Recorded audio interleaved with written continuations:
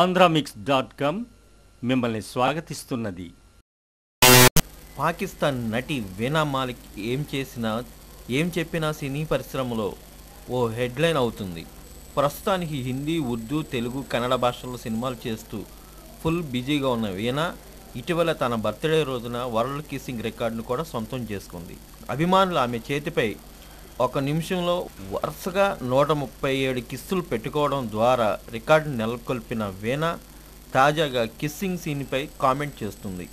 ప్రస్తుతం dirty picture రీమేక్లో నటిస్తున్న వీణా ఆ సినిమాలో ఓ ముద్దు సీను కోసం చాలా కష్టపడాల్సి వచ్చిందట.